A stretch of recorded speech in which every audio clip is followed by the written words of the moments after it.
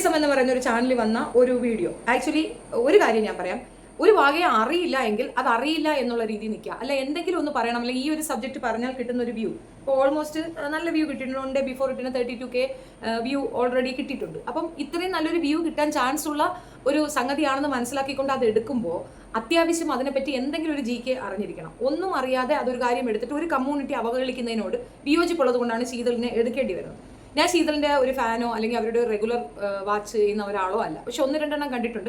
വളരെ ലൗഡായിട്ട് പറയുന്നതും കുറച്ച് സ്ഫുടതയോടുകൂടി പറയുന്നത് കൊണ്ട് അവർ പറയുന്നതൊക്കെ ഒരു കൃത്യമായ സംഗതിയാണെന്ന് തെറ്റിദ്ധാരണ അവർക്കുമുണ്ട്, അവരെ കാണുന്നവർക്കുമുണ്ട്. സത്യത്തിൽ മണ്ടത്തരം നന്നായി പൊതിഞ്ഞു കെട്ടി അങ്ങോട്ട് തള്ളുന്നതായിട്ടാണ് എനിക്ക് മനസ്സിലായത്. ഇത് ഞാൻ പറയണമെന്നുണ്ടെങ്കിൽ അവർ പറയുന്ന അവരുടെ വാക്കുകൾ കേട്ട് പറഞ്ഞാലേ നിങ്ങൾക്കത് മനസ്സിലാവും. നമുക്കതൊന്ന് കേൾക്കാം. അനാവശ്യമാണ്, അന്യായമാണ് ഈ സമസ്ത എന്ന മതസംഘടനയുടെ നേതൃത്വത്തിൽ ഇവിടെ നടത്തിക്കൊണ്ടിരിക്കുന്നത്. ഇതിനെക്കുറിച്ചുള്ള ചർച്ചകൾക്ക് തന്നെ ഒരു പ്രസക്തിയുമില്ല, സമയനഷ്ടവുമാണ്. ഈ ഒരു ടോപ്പിക്ക് സംസാരിക്കേണ്ടി വരുന്നതിൽ എനിക്ക് എന്നോട് തന്നെ പുച്ഛമുണ്ട്. ഏത് മതവിഭാഗവും ആയിക്കൊള്ളട്ടെ, അവരുടെ മതപഠനം എന്നുള്ളത് അവരുടെ സമുദായത്തെ, അവരുടെ വിശ്വാസത്തെ മാത്രം ബാധിക്കുന്ന കാര്യമാണ്. അതൊരു നാടിനെ ആകെ, അതും പ്രത്യേകിച്ച് പൊതുവിദ്യാഭ്യാസത്തെ മുഴുവൻ, കുട്ടികളുടെ വിദ്യാഭ്യാസത്തെ മുഴുവൻ അത് ബാധിക്കുക എന്ന് പറഞ്ഞാൽ അത്തരമൊരു വിഷയം സംസാരിക്കണമെങ്കിൽ തന്നെ അതിനൊരു പ്രത്യേക തൊലിക്കട്ടി വേണം, പ്രത്യേക വിവരമില്ലായ്മ വേണം. അതിവർക്കുണ്ട് എന്നിവർ തെളിയിക്കുകയാണ്. മദ്രസകൾ കാലാകാലങ്ങളായിട്ട് തുടർന്നു പോരുന്ന സമയക്രമത്തിൽ മാറ്റം വരുത്താൻ പറ്റില്ല. ഞങ്ങൾക്ക് ഞങ്ങളുടെ മതപഠനം കൃത്യമായി നടത്തി പോരുക എന്നുള്ളതാണ് പ്രധാനം. എന്തൊരു അന്യായമാണ് ഈ പറയുന്നത്. എന്തെങ്കിലും ന്യായമുണ്ടോ? എന്നാൽ ഇവർക്ക് എന്തെങ്കിലും നിർദ്ദേശം മുന്നോട്ട് വയ്ക്കാനുണ്ടോ? 10 മുതൽ 4 വരെ സ്കൂൾ ടൈം, അതിന് മുൻപായിട്ട് ഇവരുടെ മദ്രസയിലെ പഠനം നടക്കട്ടെ. അത് നടക്കില്ല. കൂടുതൽ പഠിപ്പിക്കാനുണ്ട്. പല അധ്യാപകരെ വെച്ച് എന്തോ സമൂഹത്തിന്റെ പുരോഗതിക്ക് ഉതകുന്നതായിട്ടുള്ള കാര്യങ്ങൾ അവർക്ക് ചെയ്യാനുണ്ട്. ഈ മദ്രസ പഠനം കൊണ്ട് പൊതുസമൂഹത്തിന് എന്ത് പ്രയോജനമാണുള്ളത്? ആ ഒരൊറ്റ ചോദ്യത്തിന് ഉത്തരം നമുക്ക് കണ്ടെത്താൻ കഴിഞ്ഞാൽ ഇത് ഏകദേശം പരിഹരിക്കാം. എന്തെങ്കിലും പ്രയോജനമുണ്ടോ? തുറന്നു ചോദിക്കുകയാണ്. ഒരു വാർത്താ ചാനലും ഒരാളും വ്യക്തമായിട്ട് തുറന്നു ചോദിക്കാത്ത ഒരു ചോദ്യമാണ്. എന്താണ് നമ്മുടെ പൊതുവിദ്യാഭ്യാസ മേഖല, അല്ലെങ്കിൽ നമ്മുടെ കുട്ടികൾ സ്കൂളിൽ പോയി പഠിക്കുന്നത് കൊണ്ട് വിദ്യാഭ്യാസവും വിവരവും നിലവാരവും സംസ്കാരവും ഉള്ള ഒരു തലമുറ ഉണ്ടാവുകയാണ്. അതിലൂടെയാണ് ഇവിടെ നമുക്ക് ഡോക്ടർമാരും ടീച്ചർമാരും എഞ്ചിനീയർമാരും എല്ലാ ജോലിക്കാരും തൊഴിലുകളും സാധ്യമാകുന്നത്. എല്ലാവരും പഠിച്ചിറങ്ങുന്നത് കൊണ്ടാണ്. അല്ലെങ്കിൽ വിദേശങ്ങളിൽ പോയി ഇവിടേക്ക് പൈസ കിട്ടണമെങ്കിൽ, പ്രവാസികളായിട്ട് പോകണമെങ്കിലും, എവിടെ ഒരു സ്കോളർഷിപ്പ് നേടി പോകണമെങ്കിലും എല്ലാം ഇവിടുത്തെ നമ്മുടെ പ്രാഥമിക വിദ്യാഭ്യാസത്തിന് ശേഷമാണ്. ഏത് കൊച്ചുകുട്ടിക്കും മനസ്സിലാകുന്ന രീതിയിൽ ഞാനങ്ങ് പറഞ്ഞതേ ഉള്ളൂ കേട്ടോ. അതായത് പറഞ്ഞു വന്നത്, ഇവിടെ നീ പറയുന്നത് കൊച്ചുകുട്ടിക്ക് മാത്രമേ മനസ്സിലാവും. ബോധം വിവരമുള്ളവരാണെങ്കിൽ നിനക്ക് ചെവിക്കലിനൊരെണ്ണം തരും. എന്തൊരടി ലെവലാത് ഈ പറഞ്ഞുകൊണ്ട് പോകണത്? നീ എന്തോ നീ പറയുന്നത്? ഒരു കമ്മ്യൂണിറ്റി മൊത്തം അങ്ങോട്ട് എടുത്തു വെച്ച് അങ്ങ് അറുമാദിക്കുകയാണല്ലോ. അല്ല, അത് പറയുമ്പോൾ കുറച്ച് പേര് കൈയടിക്കുമെന്നാണ്. താളം ചവിട്ടല്ലേ പെണ്ണേ? എന്താണെന്നോ ഏതാണെന്നോ ഒരു ചെറിയ ബോധം പോലും ഇല്ലാത്ത ഒരു കഴുത. അതിനപ്പുറം നിനക്കൊരു മൂല്യം തരാൻ ഞാൻ ഉദ്ദേശിക്കുന്നില്ല. ഈ വിഷയത്തിലേക്ക് വരാം. മദ്രസകൾ കൊണ്ട് ഇവിടെ എന്താണ് ലാഭമെന്ന്. മുമ്പ് സച്ചാർ കമ്മീഷൻ എന്ന് പറഞ്ഞൊരു സംഗതി ഉണ്ടായിരുന്നു. അതെന്തിനാണെന്ന് അറിയാമോ? ന്യൂനപക്ഷ സംവരണം നടപ്പിലാക്കാൻ വേണ്ടിയിട്ട് ഏർപ്പാട് ചെയ്തൊരു കമ്മീഷനാണ്. അപ്പം അതിനെപ്പറ്റി പഠിക്കാൻ എത്ര പേരുണ്ട്, ഇവർക്ക് എങ്ങനെയാണ്, ഇവരുടെ ഒരു സിറ്റുവേഷൻ എങ്ങനെയാണ് എന്നുള്ളതൊക്കെ പഠിക്കാൻ വേണ്ടി കമ്മീഷൻ ഉണ്ടായിരുന്നു. മുമ്പൊരു കമ്മീഷൻ ഉണ്ടായിരുന്നു. അതിൽ കിട്ടിയ റിപ്പോർട്ട് കറക്റ്റ് അല്ല, ഒന്നും കൂടെ ചെയ്യണമെന്ന് സച്ചാർ കമ്മീഷൻ വന്നിട്ടുണ്ടായിരുന്നു. ഈ കമ്മീഷൻ റിപ്പോർട്ടിൻ്റെ അടിസ്ഥാനത്തിൽ പറഞ്ഞ ഒരു വാക്കുണ്ട്. വേറെ ആര് എഡ്യൂക്കേഷന് പോയിട്ടില്ലാച്ചാലും മുസ്ലിംസ് അവരുടെ കുട്ടികളെ പഠിക്കാൻ വിടും മദ്രസകളിൽ. സോ ഐച്ഛിക വിഷയങ്ങൾ അവിടെ ആഡ് ചെയ്ത്, അവിടെ കുറച്ച് ഫണ്ട് കൊടുത്ത് അവരിൽ കൂടെ പൊതുസമൂഹത്തിന് ആ സ്കൂളായിട്ട് മദ്രസയെ മാറ്റാൻ സാധിക്കുമെന്നുള്ളത് കൊണ്ട് അതിലേക്ക് ഫണ്ട് കൊടുക്കണമെന്ന് പറഞ്ഞിട്ടുണ്ട്. റീസെൻ്റ്ലി യോഗി ആദിത്യനാഥ് ഉൾപ്പെടെ അതിന് എഗൻസ്റ്റ് ആയിട്ട് വന്നിട്ട് മദ്രസകൾക്ക് ഫണ്ട് കൊടുക്കുന്നു എന്ന് പറഞ്ഞു. ഇതേ സാധനം കേരളത്തിലുണ്ടെന്ന് കേരളത്തിലുള്ള മദ്രസകളെല്ലാം അടച്ചുപൂട്ടണമെന്ന് സംഘികൾ കിടന്ന് വായ്ത്താളം അടിക്കുന്നുണ്ട്. സത്യത്തിൽ അല്പജ്ഞാനം കൊണ്ട് പറയുന്ന പല പോക്കൃത്തരങ്ങൾക്കും മറുപടിയില്ല. ഇന്ത്യയുടെ ചരിത്രത്തിൽ എടുത്തു നോക്കിയാൽ ഇസ്ലാമിയർ തന്ന സംഭാവന എന്തെന്ന് മനസ്സിലാക്കാൻ പഴയ ഇന്ത്യയുടെ ഭൂപടം എടുത്തു വെച്ച് നോക്കിയാൽ മാത്രം മനസ്സിലാവും. എന്തായിരുന്നു ഇന്ത്യക്ക് എന്താണ് കിട്ടിയത്, ഇന്ത്യക്ക് മുസ്ലിംസിനെ കൊണ്ടുണ്ടായ ബെനിഫിറ്റ് എന്താണെന്നുള്ളത് കൃത്യമാണ്. തുണി ഉടുക്കാൻ പഠിപ്പിച്ചത് തൊട്ട് ഇങ്ങേയറ്റം A to Z ചരിത്രം പറഞ്ഞാൽ ഒരുപാട് കാര്യങ്ങൾ ഇസ്ലാമിയരെ കുറിച്ച് എനിക്ക് പറയാൻ പറ്റും. ഞാൻ അത്രയ്ക്കൊന്നും പോകുന്നില്ല. നിന്റെ ഒരു വിഷയത്തിലേക്ക് വരാം. ഈ പ്രശ്നം എന്തുകൊണ്ട്, ഇത് ഒരുപാട് പോക്കൃത്തരം ഈ പെണ്ണ് പറയുന്നുണ്ട്. അത്രയും പോക്കൃത്തരമൊന്നും നമുക്ക് കേൾക്കേണ്ട കാര്യമില്ല, അത് പറയേണ്ട കാര്യമില്ല. എന്നാലും ഇത് എന്താണ് ഇതിന്റെ വിഷയം എന്ന് പറഞ്ഞാൽ മാത്രമേ ഇവൾ പറയുന്നതിൽ കഴമുണ്ടോ ഇല്ലയോ എന്ന് മനസ്സിലാവും. സമസ്ത എന്ന് പറയുന്നത് ഇസ്ലാം കമ്മ്യൂണിറ്റിയുടെ ഒരു വിഭാഗമാണ്.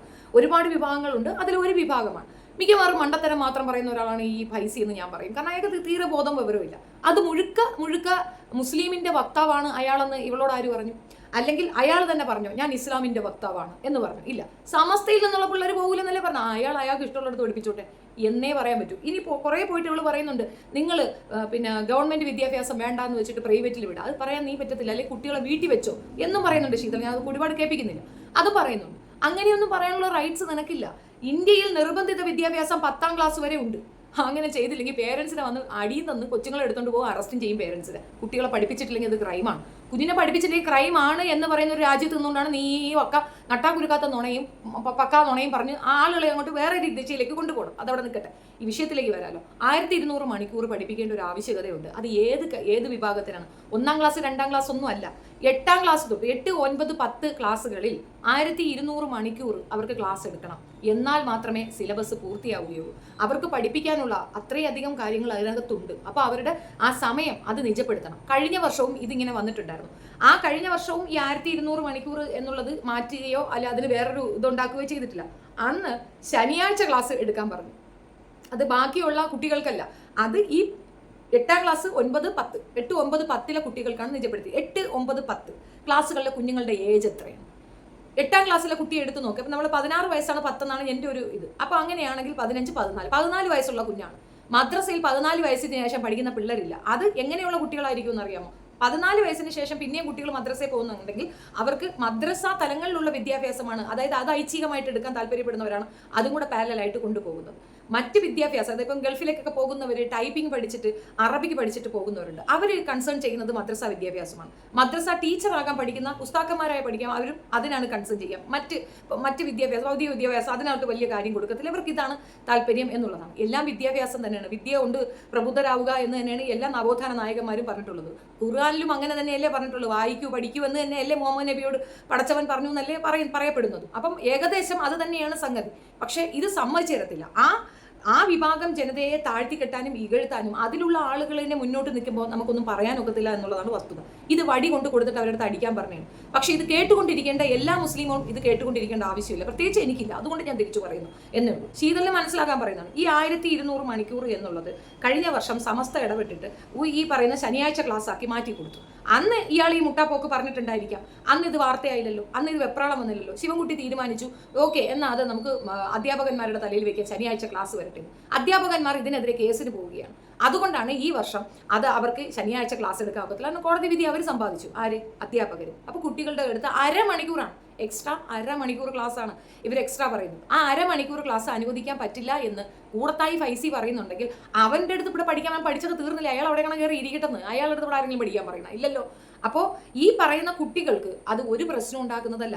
പൊതുവിദ്യാഭ്യാസത്തിലേക്ക് ഇറങ്ങി നിൽക്കുന്ന അല്ലെങ്കിൽ മുന്നോട്ട് പഠിക്കാൻ നിൽക്കുന്ന എത്രയോ കുഞ്ഞുങ്ങൾ ഇത് ഒരു വിഷയമാക്കാതെ 8ാം ക്ലാസ് വരെ പോകുള്ളൂ. പിന്നെ അങ്ങോട്ട് അവർ പള്ളിയിൽ പോകത്തില്ല. അതും ഇതും കൂടെ ഒന്നിച്ചു കൊണ്ടുപോകാൻ പറ്റത്തില്ല. ട്യൂഷൻ ഉണ്ടാവും, സ്പെഷ്യൽ ട്യൂഷൻ ഉണ്ടാവും. കുഞ്ഞുങ്ങൾ ഈ വിഷയത്തിലേക്ക് കോൺസെൻട്രേറ്റ് ചെയ്യും. ഏറ്റവും കൂടുതൽ എഡ്യൂക്കേറ്റഡ് ആയിട്ടുള്ളതും ഇവരുടെ വിഭാഗത്തിൽ നിന്ന് തന്നെയാണ്. നീ പറയുന്നതും സീതൾ പറയുന്ന കേട്ടതൊന്നും ഇസ്ലാമിൽ ആരും പഠിക്കുന്നില്ല. എല്ലാവരും പഠിത്തമില്ലാതെ കുത്തിയിരിക്കണം. ആരും മദ്രസ വിദ്യാഭ്യാസം പത്രം പഠിക്കുന്നില്ല. പക്ഷേ ഇത് മസ്റ്റാണ്. ഞങ്ങൾക്കത് മസ്റ്റാണ്. എൻ്റെ മതം അത് പറയുന്നുണ്ട്. എൻ്റെ മതം എനിക്ക് പഠിക്കാൻ പറയുന്നുണ്ട്. ശീതളിന്റെ കമ്മ്യൂണിറ്റിക്ക് സ്വന്തം മതം പഠിക്കാൻ ഒക്കത്തില്ല. നിങ്ങൾ മതം പഠിച്ചാൽ മതപുസ്തകം വലിച്ചു കീറി ചെവിളക്ക് അടി കൊടുക്കും. കാരണം അതിനകത്ത് എഴുതി വിരിക്കുന്ന മൊത്തം ഉച്ചനീചത്വവും വൃത്തികേടും മാത്രമാണ്.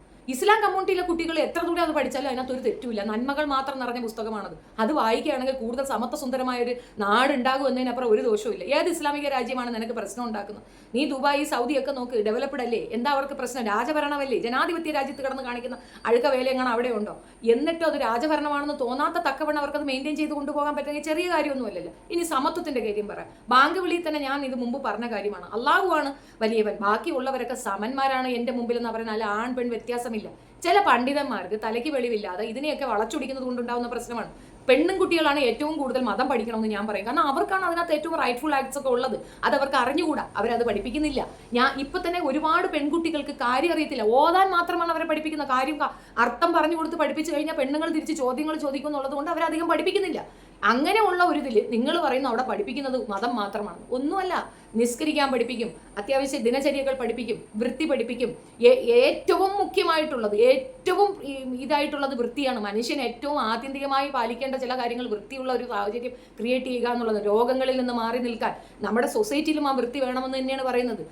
അതൊക്കെ പെടുത്താൻ കഴിവാതെ നടക്കുന്ന ടീമിൻ്റെ അടുത്തൊക്കെ നമ്മൾ എന്ത് പറഞ്ഞ് എന്തെന്ന് കാര്യം ഒരു വിഭാഗത്തിനോട് പറഞ്ഞു കൊടുക്കുമ്പോൾ അതിൽ നുണ ചേർത്ത് പറയരുത് ശീതളെ. അത് തെറ്റാണ്. ഒന്നാമത്തെ കാര്യം, ഈ ഒരു വിഷയം നീ ഒളിച്ചു വെക്കുകയാണ്, നീ ഒളിച്ചു കിടത്താൻ ശ്രമിച്ചാണ്. ഒന്നും കൂടെ ഞാൻ എക്സ്പ്ലെയിൻ ചെയ്യാം. 1200 മണിക്കൂർ പഠിക്കണമെന്ന് ഖാദർ കമ്മീഷൻ ആ റിപ്പോർട്ട് പ്രകാരം തീരുമാനമാകുന്നു. ഇതിനൊക്കെ സ്പെഷ്യൽ കാറ്റഗറി ഇവിടെ ഉണ്ട്. അത് മാത്രമല്ല, എഡ്യൂക്കേഷൻ റൂൾ ഉണ്ട്. അതനുസരിച്ചിട്ട് തന്നെ കേരള എഡ്യൂക്കേഷൻ റൂൾ അനുസരിച്ചിട്ടാണ് നമ്മൾ ഇതിനകത്ത് സിലബസിൽ മാറ്റങ്ങളും ആഡ് ഓണും ഒക്കെ ചേർക്കുന്നത്. അതിനൊക്കെ ഇവിടെ പ്രത്യേകിച്ച് സെക്ഷൻസ് ഉണ്ട്. ഇതൊന്നും സമസ്തയല്ല തീരുമാനിക്കുന്നത്.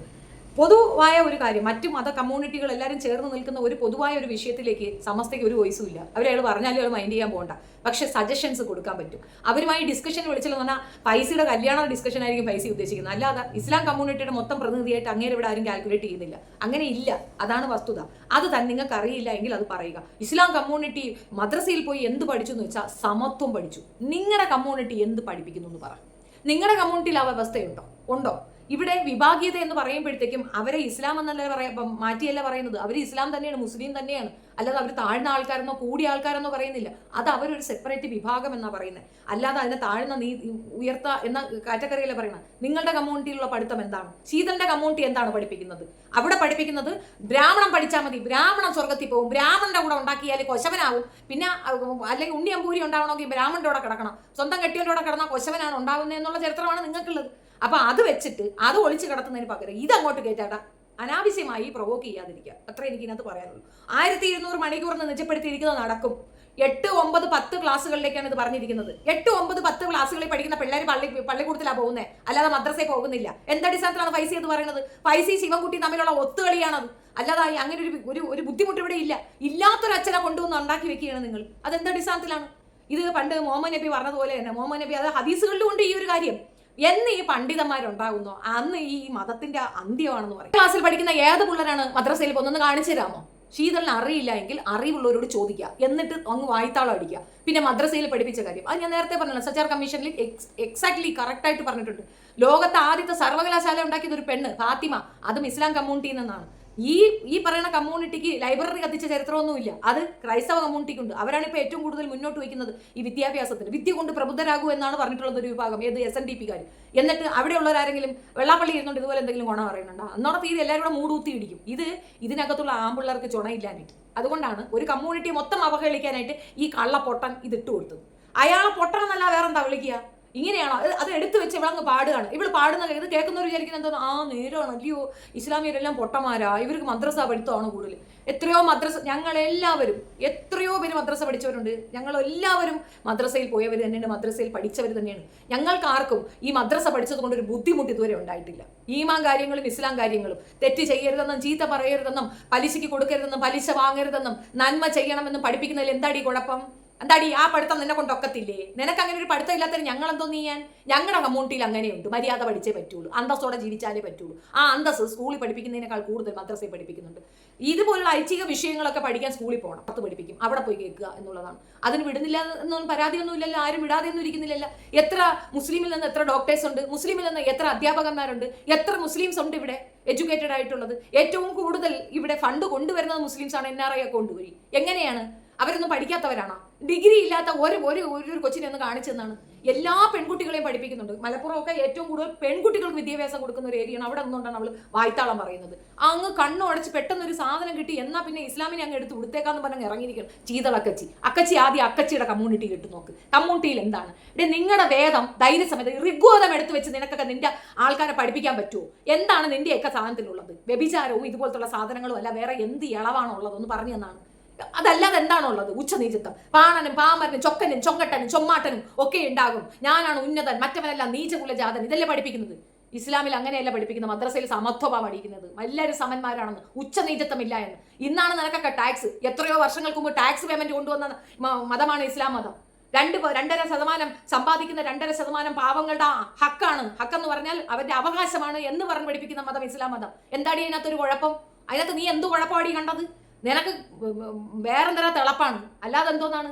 ശിവൻകുട്ടിയും പൈസയും കൂടെ ഇരുന്നിട്ട് കാണിക്കുന്ന പോക്കൃത്തരത്തിന് നീ മൊത്തം ഇസ്ലാമിയരെ കൂട്ടുപിടിക്കരുത്. അറിഞ്ഞൂടാ എങ്കിൽ മിണ്ടരുത്. പറയുകയാണെങ്കിൽ പ്രോപ്പറായിട്ട് പറയണം. വീണ്ടും റിപ്പീറ്റ് ചെയ്ത് ഞാൻ ആ വിഷയം ഒന്നും കൂടെ പറയാം.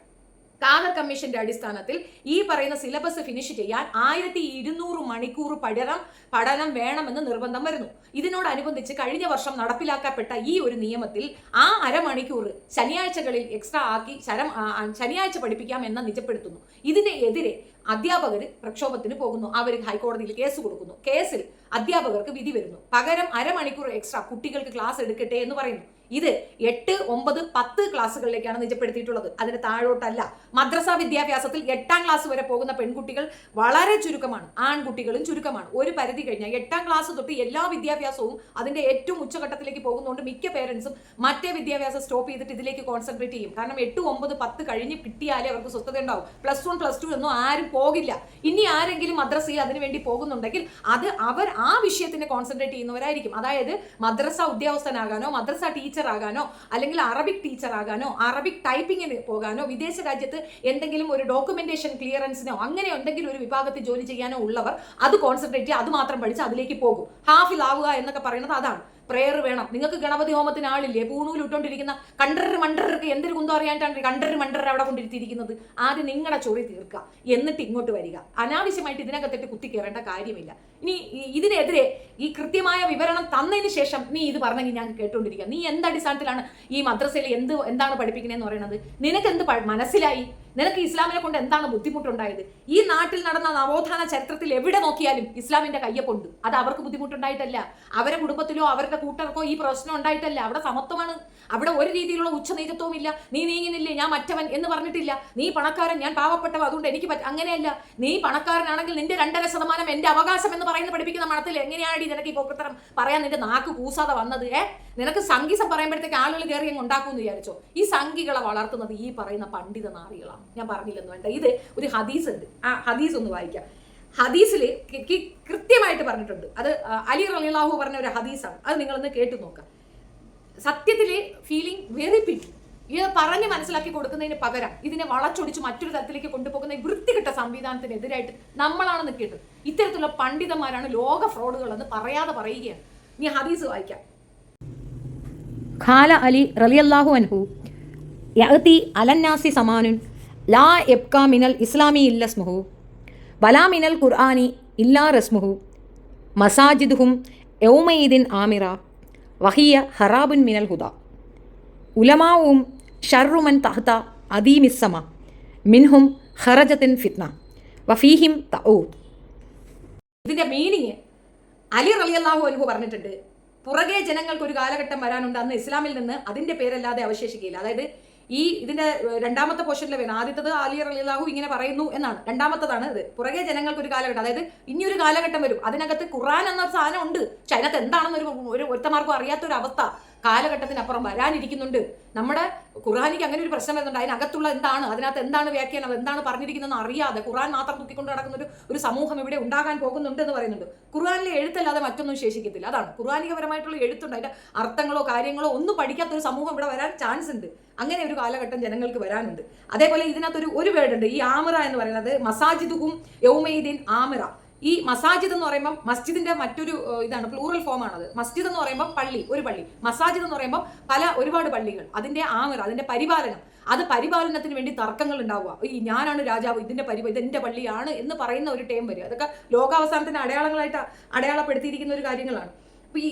അത് അടുത്തത് ഞാൻ ലാസ്റ്റ് പറയുന്നത് കേട്ട, അന്ന് അമ്പരചുംബികളായ പള്ളികൾ ഒരുപാട് പരിപാലിക്കുന്നവർ ഉണ്ടാകും. അത് ഞാൻ എവിടെ വായിച്ചിട്ടുണ്ട്, മുൻപ് വായിച്ചതാണ്. അതിനകത്ത് വ്യക്തമായി പറയുന്നുണ്ട്, ഈ ആളുകൾ വലിയ ബിൽഡിങ്ങുകൾ കെട്ടാൻ വേണ്ടി തമ്മിൽ തല്ലുന്നു. ഇപ്പൊ സൗദി തല്ലുന്നു, ദുബായ് തല്ലുന്നു, അതുപോലത്തെ തമ്മിൽ തല്ല. അതിന്റെ മറ്റൊരു വേർഷനാണ് പറയുന്നത്. ഇനി എന്നാൽ അത് സന്മാർഗത്തെക്കാൾ ദുഷിച്ചതായിരിക്കും. അത് നന്മ കൊണ്ടാക്കി കൊടുക്കത്തില്ല പരസ്പരം മല്ല് കെട്ടുന്നത്. അതൊരിക്കലും നല്ലതിനല്ല എന്നാണ് പറയുന്നത്.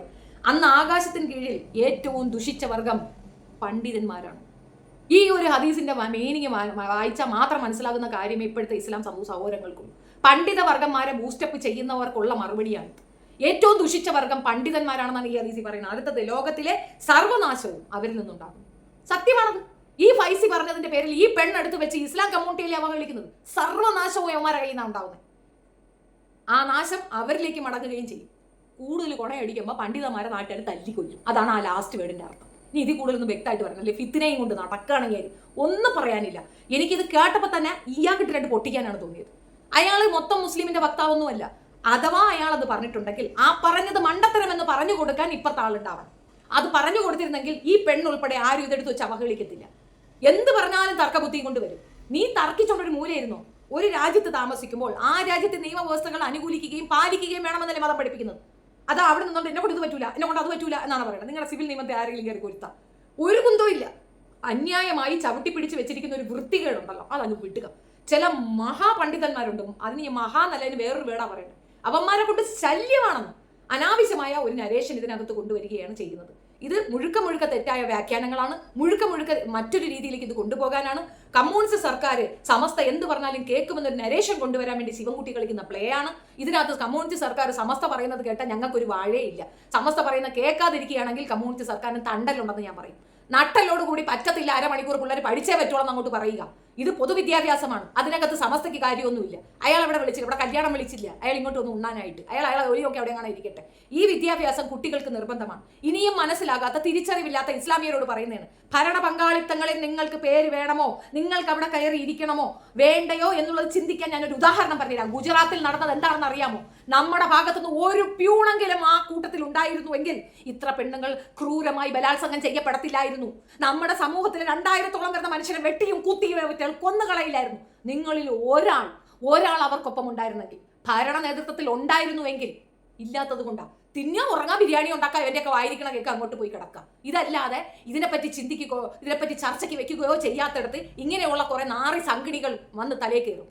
പിന്നെ ഒരു കമ്മ്യൂണിറ്റി അവഹേളിക്കണമെന്നുള്ള എന്റെ ഉദ്ദേശ ലക്ഷ്യമല്ല. പക്ഷെ ഒരു കാര്യം മനസ്സിലാക്കുക, ഇസ്ലാമിനെ കോമ്പീറ്റ് ചെയ്തുകൊണ്ട് അല്ലെങ്കിൽ ഇസ്ലാമിനെ മോശപ്പെടുത്തിക്കൊണ്ട് നിങ്ങൾ പറഞ്ഞാൽ നിങ്ങളുടെ മതസമൂഹത്തിൽ നടക്കുന്ന വൃത്തികേടുകളും അതിനെ തുടർന്നുണ്ടായിരുന്ന അസംഭവം ഒരിക്കലും സഹിക്കാൻ പറ്റാത്ത വൃത്തികേടുകൾ ഞങ്ങളെ കൊണ്ട് പറയും കൃത്യമായ തെളിവ് വെച്ചിട്ട്. ഇവിടെ എന്നാണ് നിങ്ങൾ ഒന്നിച്ച് നടക്കാൻ തുടങ്ങിയത്? എന്നാണ് നിങ്ങൾക്ക് വഴിനടപ്പ് സ്വാതന്ത്ര്യം ഉണ്ടായത്? എന്നാണ് ഇപ്പോഴും ഞാൻ ശീതളിനോട് വെല്ലുവിളിക്കരുത്. ശീതളിന് ധൈര്യമുണ്ടോ ചുറ്റമ്പലത്തിനകത്ത് കയറി നിൽക്കാൻ? പെണ്ണൊരുത്തി ആയിത്തമില്ല, നിനക്ക് അതിനകത്ത് കയറി നിൽക്കാൻ പറ്റുമോ? നീ ഒന്ന് പറഞ്ഞേ. പള്ളിയിൽ കയറാൻ പറ്റില്ലെന്ന് പറയരുത്. കൗബ നോക്കുക, പെണ്ണുങ്ങൾ അതിനകത്ത് കയറുന്നുണ്ടോ എന്ന് അവിടെയുണ്ട്, തെളിവുണ്ട്. പള്ളി കയറാത്ത പെണ്ണുങ്ങളൊന്നും ഇല്ല. അങ്ങനെ കുറെ ഓണാപ്ലിക്കേഷൻ കൊണ്ടുവന്നിട്ടുണ്ട്. ലോകത്തെ ഏറ്റവും അക്സെപ്റ്റബിൾ ആയ, അനുകരിക്കാൻ പറ്റുന്ന ഒരേ ഒരു മതം അത് ഇസ്ലാം മതമാണ്. അത് മതബോധം കൊണ്ട് ഞാൻ പറയുന്നതല്ല, അത് കൃത്യമാണ്. വേണമെങ്കിൽ അനുസരിച്ചാൽ മതി, നിന്നെയൊന്നും ഒരുത്തരും നിർബന്ധിക്കുന്നില്ല. വേണമെങ്കിൽ മതി. അതിനകത്ത് ജീവിക്കണമെങ്കിൽ നിഷ്ഠകളുണ്ട്, ചര്യകളുണ്ട്, ആചാരങ്ങളുണ്ട്. അത് അനുസരിച്ച് അതിനകത്ത് പോകാൻ പറ്റുള്ളൂ. അങ്ങനെ പോകുന്നവൻ മര്യാദയുള്ളവനായിരിക്കും, മനുഷ്യനായിരിക്കും. അല്ലാത്തവൻ മനുഷ്യ മൃഗമായിരിക്കും. നിനക്ക് തോന്നിയ രീതി നടക്കാൻ ഈ മതത്തിനെ ഉപേക്ഷിച്ചിട്ട് തോന്നിവാസം പറയുന്ന വൃത്തികെട്ട ജന്തുക്കളുടെ നാവായിട്ട് വന്ന് നിൽക്കരുത് ശീതളെ. മറ്റേ പരിപാടി എൻ്റെ അടുത്ത് പറയരുതേ. ഇനി ഒരു പ്രാവശ്യം കൂടെ നീ ഇതുപോലെ എടുത്തു വെച്ച് കൊടുത്താൽ, ഞാൻ പറഞ്ഞല്ലോ, ഇതിനകത്തുള്ള ഓരോ വേദവും എടുത്തു വെച്ച് ഞാൻ വേണം. ഞാൻ പലരുടെയും വീഡിയോയും പലരുടെയും ടൈം ലൈൻ ഞാൻ കണ്ടു. ഇതിനെപ്പറ്റി ഇങ്ങ് താളം പറയണം. നിങ്ങൾക്കൊക്കെ അറിയാം ഇതിനകത്തുള്ള സംഭവം എന്താണെന്ന്. നിങ്ങൾ ഓരോരുത്തർക്കും അറിയാം ഇതെന്താണെന്ന്, എന്താണ് ഇതിനകത്ത് ഉദ്ദേശമെന്ന്. 8, 9, 10 ക്ലാസ്സിൽ പഠിക്കുന്ന കുട്ടികൾക്ക് 1200 മണിക്കൂർ സിലബസിന് വേണ്ടി പഠിപ്പിക്കണമെന്ന് പറയുന്ന ഒരു സംവിധാനത്തിൽ എവിടെയാണ് മദ്രസ വന്നത്? ഇത് ആര് തമ്മിൽ കളിക്കുന്ന കളിയാണ്? ആളുകളെ തിരിച്ചറിയാൻ ശ്രമിക്കൂ, കൂടുതൽ പഠിക്കൂ, വിജിലന്റ് ആകൂ. സച്ചാർ കമ്മീഷനിൽ പറഞ്ഞിട്ടുണ്ട്, ഈ നാട്ടിൽ ഏറ്റവും കൂടുതൽ വിദ്യാഭ്യാസത്തിന് പ്രാമുഖ്യം കൊടുക്കുന്നത് ഇസ്ലാം കമ്മ്യൂണിറ്റിയാണ്. അവർക്കൊപ്പം നിന്നാൽ നമ്മുടെ കുട്ടികളെ പഠിപ്പിക്കാമെന്ന്. അന്നും ഇന്നും അവർക്ക് കുട്ടികളെ പഠിപ്പിക്കുന്നതിന് ഒരു വിലക്കില്ല. പെണ്ണ് വരരുതെന്നോ ആണ് വരരുതെന്നോ വിലക്കില്ല. പക്ഷെ നിങ്ങൾക്ക് അതുണ്ടായിരുന്നു. ഇംഗ്ലീഷ് വിദ്യാഭ്യാസം ഈഴവ കമ്മ്യൂണിറ്റിക്ക് വിലക്കിയ ഒരു സാഹചര്യം ഈ നാട്ടിലുണ്ട്. ചാന്നാർ ലഹള തൊട്ട് ഇങ്ങോട്ട് കുറെ ലഹളകൾ എടുത്തു വെച്ച് വായിച്ചാൽ നിങ്ങൾക്ക് മനസ്സിലാവും എന്താണെന്ന്. ഇവിടെ ഈയ ഒഴിക്കണമെന്ന് പറഞ്ഞിരുന്നു. മറ്റൊരുത്തൻ വേദം പഠിച്ച നിങ്ങളുടെ ദൈവം രാമൻ വരെ ചെയ്തിട്ടുണ്ട് കൊല. മറ്റേ താഴ്ന്ന ജാതിക്കാരൻ വേദം പഠിക്കുകയാണെന്നുണ്ടെങ്കിൽ സന്യാസത്തിന് പോയാൽ പറ്റത്തില്ല എന്ന് നാരായണ ഗുരു പറഞ്ഞ കാര്യം ഉൾപ്പെടെ ഇവിടെ എനിക്ക് പറയേണ്ടി വരും. എനിക്ക് സന്യാസം തന്നത് ബ്രിട്ടീഷുകാരാണ്, അല്ലെങ്കിൽ ഞാൻ സന്യാസി പോലും ആവില്ല എന്ന്. എന്താണ് 100 വർഷം മുമ്പ് വരെ ഉണ്ടായിരുന്ന കഥകളെന്ന് ഞങ്ങൾക്ക് വ്യക്തമാണ്. ഇന്നില്ലെന്ന് പറയരുത്. കൂടൽമാണിക്യം ക്ഷേത്രം അത് കൃത്യമായിട്ട് അവിടെ പറഞ്ഞു തരുന്നുണ്ട്. നിങ്ങളുടെ പ്രശ്നം മറച്ചു വെക്കാനും ഒളിച്ചു കടത്താനും വേണ്ടിയിട്ട് ഒരു കമ്മ്യൂണിറ്റിയെ മൊത്തമായി അവഹേളിക്കുന്ന ഈ നാറി പെണ്ണുമുളക്കെതിരെ കേസാണ് കൊടുക്കേണ്ടത്. എന്തടിസ്ഥാനത്തിലാണ് അവൾ പറഞ്ഞത് മദ്രസയിൽ പഠിപ്പിക്കുന്നത് എന്താണെന്ന്? എന്താടി മദ്രസ കാണുമ്പോൾ നിനക്ക് ചൊറിയുന്നേ? നിന്റെ ചൊറിച്ചിൽ എന്താടി? ഒരു കാര്യം നീ മനസ്സിലാക്കിക്കോ, ഹിന്ദു കമ്മ്യൂണിറ്റി ഉള്ള 10 പേരാണ് അപ്പുറത്ത് പോകുന്നതെങ്കിൽ, വിദേശത്ത് പോയി 10 രൂപ ഉണ്ടാക്കുന്നെങ്കിൽ അവരുണ്ടാക്കും ജനൻ TV, അവരുണ്ടാക്കും മലം TV, അവരുണ്ടാക്കും ന്യൂസ് 18. എന്നിട്ട് അതിനകത്തിരുന്നുണ്ട് ഇസ്ലാമിനെ അവഹേളിക്കും. അതേസമയം ഈ കമ്മ്യൂണിറ്റിയിൽ നിന്ന് 10 പേര് വിദേശത്തേക്ക് പോവുകയാണെങ്കിൽ ഈ നാട്ടിലുള്ള ശങ്കരനും രായപ്പനും ഗോവിന്ദനും ഹരികുമാറും കൃഷ്ണനും ഒക്കെ അങ്ങോട്ട് വരും, അവിടെ ജോലിയെടുക്കും, അവന്റെ വീട് സ്വസ്ഥമായിട്ട് ഇവിടെ ജീവിക്കും. അതാണ് വ്യത്യാസം. ആ വ്യത്യാസം നീ മനസ്സിലാക്കിക്കോ. അതാണ് നിങ്ങളും ഞങ്ങളും തമ്മിലുള്ള വ്യത്യാസം. ഇത് പറയിപ്പിക്കുന്നതാണ്, പറയേണ്ട ഗതികേട് വരുത്തിക്കുന്നതാണ്. ഇനി ഈ വിഷയത്തിൽ ശിവൻകുട്ടി എന്ത് തീരുമാനിച്ചത് നട്ടലില്ലായ്മയാണെന്ന് ഞാൻ പറയും. ശിവൻകുട്ടിക്ക് തീരുമാനിക്കാനുള്ള എല്ലാ റൈറ്റ്സും ഉണ്ട്. കാരണം ഈ കാര്യം തീരുമാനിക്കുന്നത് സമസ്തയല്ല. ഇവിടെ കേരള എഡ്യൂക്കേഷൻ റൂൾ ഉണ്ട്. അതനുസരിച്ചിട്ട് ഖാദർ കമ്മീഷന്റെ അടിസ്ഥാനത്തിൽ തീരുമാനിക്കപ്പെട്ട ഒരു സാധനം നടപ്പിലാക്കാൻ ഇയാളെ പെർമിഷൻ ചോദിക്കുന്ന എന്തിന്? ഇയാൾ ആരത് പറയാനായിട്ട്? ഈ മൊത്തം കേരളത്തിലുള്ള 32% വരുന്ന മുസ്ലിങ്ങളുടെ വക്താവല്ല കൈസി എന്ന് പറയുന്ന നാറി. എന്തോ ഒന്ന് വിളിച്ചു പറയാന്നുള്ളതാണ്. പിന്നെ ഇതിന് മുമ്പ് നടന്ന ഒരു വിഷയത്തിനെ പറ്റി ഒരാൾ പോസ്റ്റ് ഇട്ടിരിക്കുന്ന കണ്ടു, എന്താ വ്യഭിചാരി എന്ന് പറഞ്ഞു. എടോ, ഞങ്ങളുടെ മതം അതാ പറയുന്നേ. ഞങ്ങളുടെ മതത്തിൽ അതാണ്. അന്യമതത്തിലുള്ളവരെ കല്യാണം കഴിച്ചാൽ അത് വ്യഭിചാരി എന്നാ പറയുന്നത്. അത് അങ്ങനെ പറയാൻ പറ്റുള്ളൂ. അത് അവരുടെ നിയമമാണ്. അതനുസരിച്ച് ജീവിക്കുന്നവർ ജീവിച്ചാൽ അതില്ലെങ്കിൽ വേണ്ടാന്നേ, നിർബന്ധമില്ലെന്നേ. നിങ്ങൾ ആരെയായി ഈ പേടിപ്പിക്കുന്നേ? ആരെയാ ഇങ്ങോട്ട് തള്ളി കയറുന്നേ? 32% വരുന്ന ഒരു വിഭാഗം ജനത കട്ടർ റൈറ്റ് ഒരു കാര്യം പറഞ്ഞാൽ അത് നിയമമാകും, നിയമമാക്കിയേ പറ്റുള്ളൂ. കാരണം മെജോറിറ്റി അവരാണ്, അവർ നിശ്ചയിക്കും, അത് സത്യമാണ്. അതിന്റെ അർത്ഥം നിങ്ങൾക്ക് എന്ത് തോണ്ടിത്തരോ അവരെ അങ്ങ് പറയാമെന്നല്ല. മൗനം നിങ്ങൾ എവിടെ പാലിക്കുന്നുവോ ആ മൗനം സമ്മതമായി അവരെടുക്കുമെന്നുള്ളത് തിരിച്ചറിയുകയാണ് ആദ്യം വേണ്ടത്. പൊതുബോധമില്ലാത്ത ഒരു ജനതയാണ് ഏറ്റവും വലിയ അപജയം എന്ന് ഞാൻ പറയും.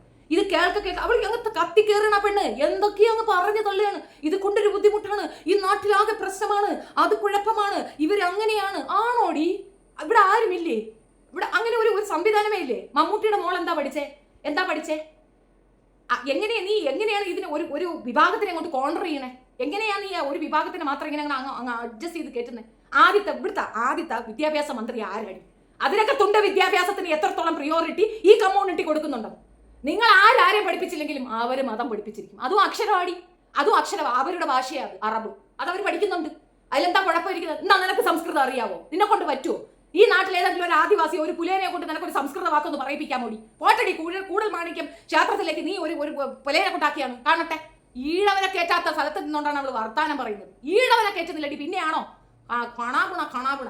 ഈ ഒരു വിഷയത്തിൽ ഞാൻ യുക്തിവാദികളുടെ മുസ്ലിമിന്റെ ഒക്കെ പോസ്റ്റ് കണ്ടു. അതിനകത്ത് വേറൊരു വായ്ത്താളം എഴുതുന്ന മറുവാൻ അവ എഴുതി വെച്ചിരിക്കുന്നതാണ് ഞാൻ പഠിച്ചത്. എടാ, നീ അവിടെ പോയപ്പോൾ പെണ്ണുങ്ങളെ പാവാട പൊങ്ങുന്നതെന്ന് നോക്കിക്കൊണ്ടിരുന്നു. കാറ്റ് വീശുമ്പോൾ പെൺകുട്ടികളെ പാവാട പൊങ്ങുന്ന എല്ലാം നോക്കിക്കൊണ്ടിരുന്നുകൊണ്ട് നീ പഠിച്ചില്ല. ഞങ്ങളൊക്കെ പോയി പഠിച്ചത് കാര്യപ്രസക്തമായ കാര്യങ്ങളാണ്, വൃത്തിയായിട്ട് പഠിച്ചു.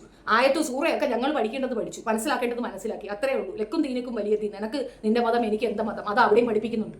എല്ലായിടത്തും സമത്വവും പ്രശ്നങ്ങളില്ല, പ്രശ്നരാഹിത്യമായി എല്ലാവരും നന്നായി പോകണമെന്ന് പഠിപ്പിക്കുന്ന വലിയ ഒരു ആശയത്തിനെയാണ് കളിയാക്കിക്കൊണ്ട് അവൾ അങ്ങ് തകർക്കുകയാണ്. വെച്ചിട്ട് പോടി സംഗണി. ആദ്യം ഈ കൂടൽ മാണിക്യത്തിൽ ഒരു പുലേരെ കയറ്റി.